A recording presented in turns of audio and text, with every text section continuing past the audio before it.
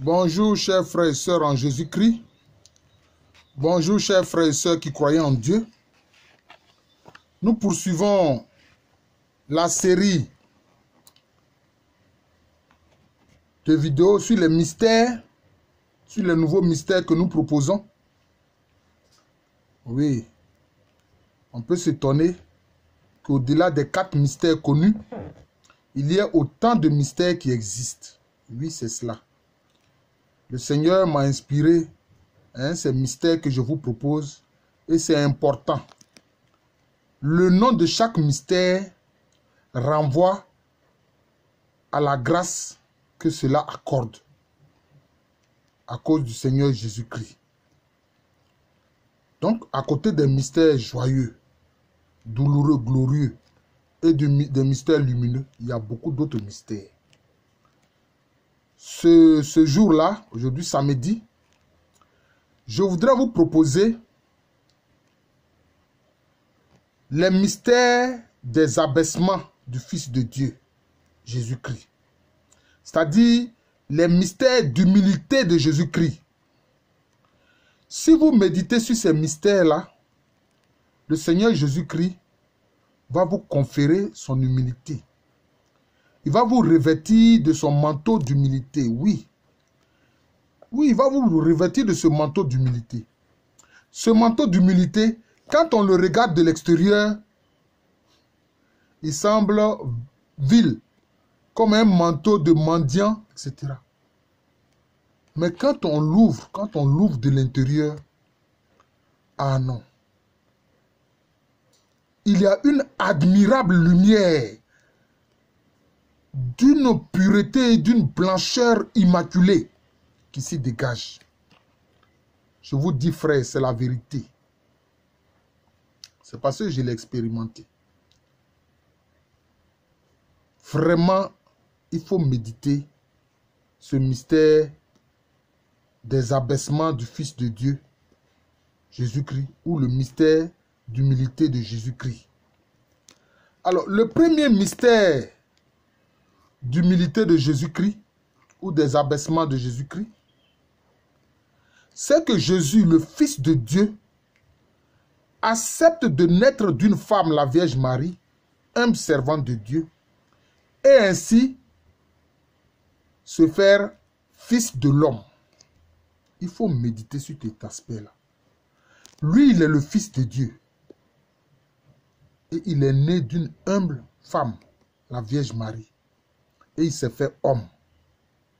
Vous voyez? C'est les abaissements. C'est par humilité, parce qu'il voulait sauver les hommes. Comme Paul dit, il n'a même pas revendiqué son égalité avec Dieu. Mais il s'est rabaissé. Donc par son incarnation même est un abaissement. C'est un acte d'humilité. Il faut méditer cela. Donc c'est le premier mystère. Jésus, Fils de Dieu, qui accepte de naître d'une femme, la Vierge Marie. Donc qui accepte de naître de sa créature en fait. Un servant de Dieu. Et lui-même ainsi, il devient fils de l'homme. Deuxième mystère de l'humilité de notre Seigneur Jésus-Christ, de ses abaissements, c'est que Jésus accepte le baiser de traîtrise de Judas Iscariote. Oui, quand Judas Iscariote est venu avec ceux qui l'accompagnaient pour venir arrêter Jésus, et qu'il a embrassé Jésus, mais ce baiser-là, de traite-là, Jésus ne l'a pas repoussé. Il lui a dit simplement, Jésus, c'est par un baiser que tu livres le Fils de l'homme. Vous voyez? C'est par un baiser que tu livres le Fils de l'homme. Donc, Jésus a accepté le baiser de traîtrise de Judas Iscariote. Cela révèle son humilité. C'est un aspect de ses abaissements. Troisième mystère de l'humilité de Jésus-Christ. Jésus accepte son arrestation. Il ne s'oppose pas à son arrestation. Or, vous voyez qu'il a montré qu'il a le pouvoir et la puissance d'empêcher les gens de l'arrêter. Parce que quand il leur a posé la question, qui cherchez-vous? Ils ont dit Jésus de Nazareth. Il dit, mais c'est moi. Et ils sont tombés à la renverse.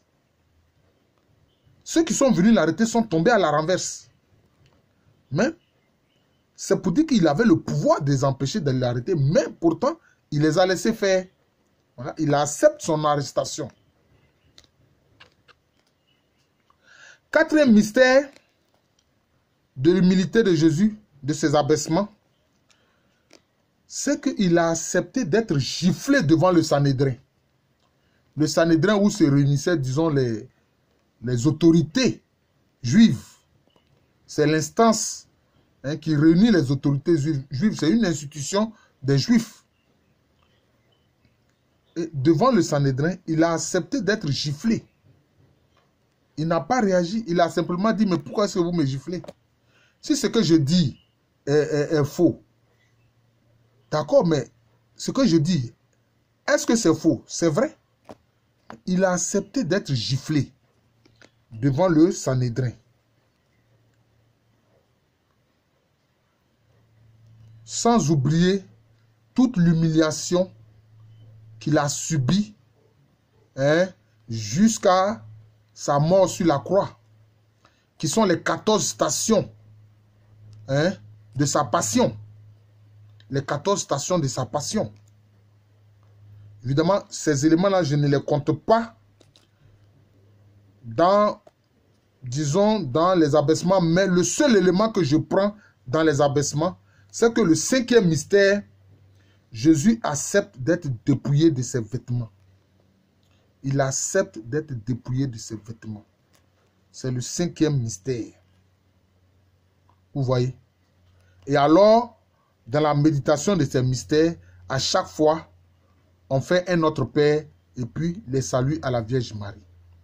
Et moi, souvent, je dis aux frères chrétiens catholiques, quand le moment du carême arrive, vous les voyez, Dieu merci, se ruer pour aller faire, disons, le chemin de croix, ce qu'on appelle le chemin de croix.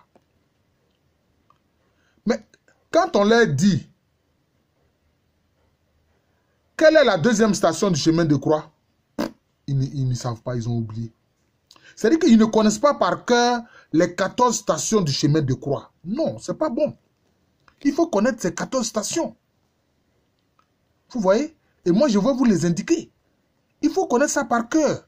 Première station, Jésus est arrêté. Deuxième station, il se charge de sa croix. Troisième station, il tombe pour la première fois. Quatrième station, il rencontre sa mère. Cinquième station, Simon de Cyrène l'aide à porter sa croix. Sixième station, Véronique essuie son visage. Septième station, il tombe pour la deuxième fois. Huitième station, les femmes de Jérusalem pleurent sur lui, mais c'est lui plutôt qui les console. Neuvième station, il tombe pour la troisième fois. Dixième station, il est dépouillé de ses vêtements. Et là, j'ai indiqué que, par exemple, ça fait partie du cinquième mystère. Il accepte d'être dépouillé de ses vêtements. Onzième station, il est cloué sur la croix. Et douzième station, il meurt sur la croix. Et vous voyez que la deuxième station est importante. Parce que c'est à la douzième station qu'il meurt sur la croix. Il meurt sur la croix par rapport à quoi? On peut dire par rapport aux 12 tribus d'Israël. Par rapport aux 12 types humains qui correspondent aux 12 tribus d'Israël. Et par rapport aux 12 apôtres. Ici, le chiffre 12 est important. Et puis la 13e station, c'est quoi? Son corps est descendu de la croix et remis à sa mère, la Vierge Marie. Oh, quelle douleur! Et maintenant, la 14e station, il est mis au tombeau. Son corps est mis au tombeau. Vous voyez? Il faut retenir ces stations-là par cœur. Et il faut les méditer de temps à autre. Surtout les jours de mystères douloureux, comme les mardis et les vendredis. Vous voyez? Il ne faut pas que les gens aillent aux choses, au chemin de croix, et puis ils ne retiennent pas. Ils font ça depuis des années, ils ne retiennent pas ça par cœur. Chers frères, ce n'est pas normal. Il faut retenir ça par cœur. Je vous remercie. Je suis le frère Jean de l'amour de Jésus. C'est mon nom spirituel.